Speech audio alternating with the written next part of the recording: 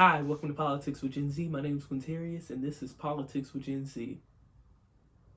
The Supreme Court, the highest court of the land, decided that they're going to throw out the Texas case against Wisconsin, Michigan, Pennsylvania, and Georgia.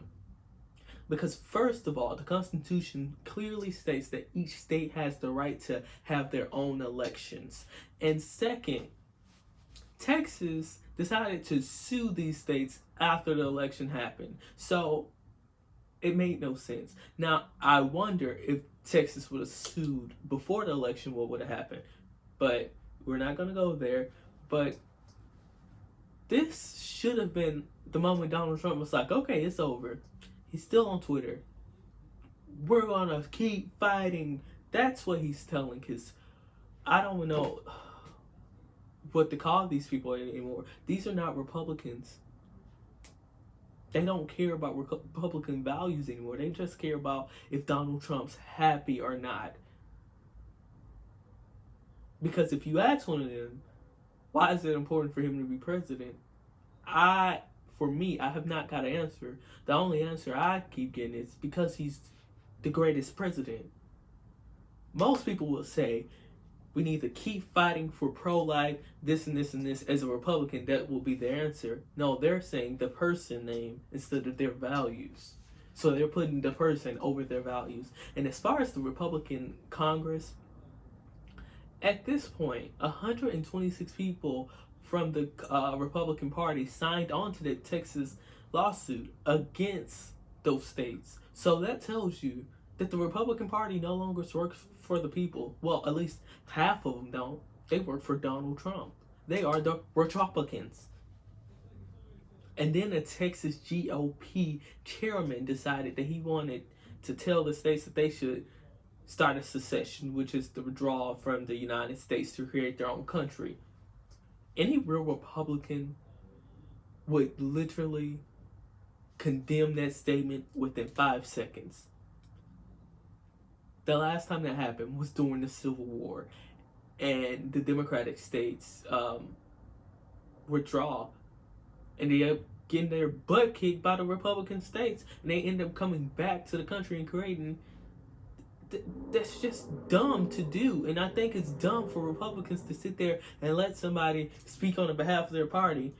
That's stupid, and it's dumb for them to keep letting this go on and on and on and on and on, and Donald Trump is just keeping it going on and on and on. And his supporters had a rally on Saturday, and at the rally they were screaming F Kelly Loeffler, F David Perdue. So my thing is, if you guys are doing this for the Senate runoff election, like it's being reported that the Republicans are doing this for, if you guys are hearing them say F Kelly Loeffler, F David Perdue, why are you guys still continue to say, oh, we're just doing it to the Senate runoff race? Apparently, they don't care about you guys' candidates that's running. So we gotta drop this, oh, it's for the Senate runoff race. Is it really? Because at this point, it seems like democracy is gonna fall because of Donald Trump. You would think that it would fall to like somebody that's been in politics a long time that was like evil. This guy never served in office until he won the presidency. That's insane. That's sad.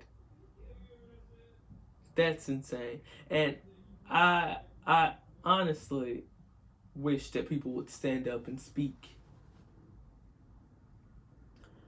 Next Tuesday, President-elect Biden announced that he would be in Atlanta, in the suburbs of Atlanta, to campaign for John Ossoff and Raphael Warnock for the Senate race, which I think is very important for anybody that's in the Democratic Party to go help them, because it's a real tight race. And some Republicans are pissed off that Donald Trump lost. So they're going to actually just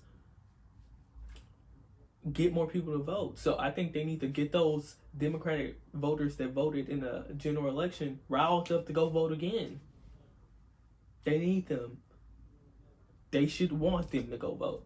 Stacey Abrams is keeping the fight going, helping them get those votes out. They have more, well, not more, they have almost the same requests for mail-in ballots as they did beforehand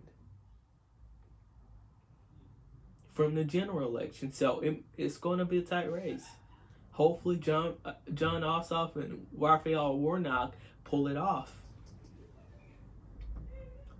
And December 14th, which is tomorrow, the electors vote to elect President Joe Biden. So how the process works is, us regular people vote. We say we're voting for Biden, but in actuality, we're voting for the people that's supposed to vote for Biden. So let me just put it like this. Okay, so let's say, okay, a state like Texas, Republican. Okay, so the popular vote in Texas would decide who electors are going to vote. So if Joe Biden would have won the popular vote in Texas, Joe Biden had picked electors to vote for him. So he would have the electorate vote from Texas. So that's what's happening in every state tomorrow. And there may be some people that don't vote for Joe Biden, but more than likely, he's going to win the election tomorrow. And that's just that. Congress and Senate are still fighting to figure out who can get what with the stimulus bill. They're fighting liability, and if states and local government can get aid. And I understand all that, but they should really be fighting over how can they help the American people, because the American people are suffering right now, but they're too busy worrying about these big shot banks and companies. At this point, they don't care. I mean, some members of Congress care, but others are just, they get so much money from these big businesses to help them keep being a big business that they don't want to help the American people anymore. And I think they should stop letting them get money from big banks and stuff like that, because the fact of it influences how they handle stuff. And I think the American people need help, and they should go help the American people before they help any big company. And also, we're almost at 300,000 people dead from COVID-19.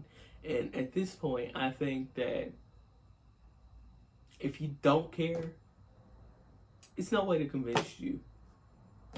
I'm going to just say it again. Put a mask on, social distance. You may not care, but I'm just telling you just to tell you. And at the end of the day, it's your responsibility. Nobody's going to make you social distance. Nobody's going to make you put a mask on. We're just asking you to do the safest, easiest thing you can do to help protect yourself and others. But at this point, nobody cares.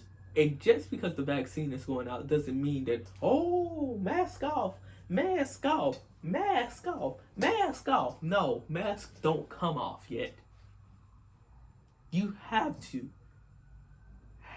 keep the mask on. Just imagine, the Spanish flu lasted longer than what we're in right now, and they had to wear masks.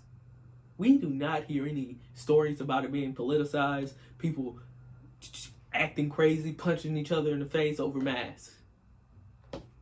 And I think that's because the officials back then all agreed that everybody needs to wear masks and not try to politicize the situation, which is a dumb idea to do anyway, Donald Trump. And at the end of the day, mask up.